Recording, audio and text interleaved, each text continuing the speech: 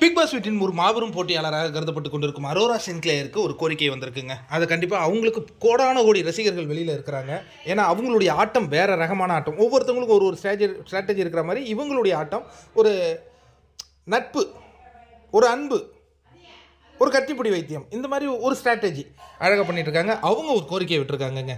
Bring back Tushar அப்படிங்கிற ஒரு ஹேஷ்டேக்கை உருவாக்கணுமா, அதை சோஷியல் மீடியாவில் பயங்கரமாக ட்ரெண்ட் ஆகணுமா, அது விஜய் சேதுபதி வரையும் எட்டணுமா, எட்டின பிறகு அந்த துஷாரை எடுத்துகிட்டு வந்து பிக் பாஸ் வீட்டுக்கு அனுப்புவாங்களாம்.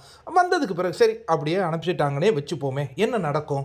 உள்ள துஷார் வருவார், நம்ம அக்கா அவங்கள பார்த்த உடனே பயங்கர ஒரு சந்தோஷம் அடைவாங்க.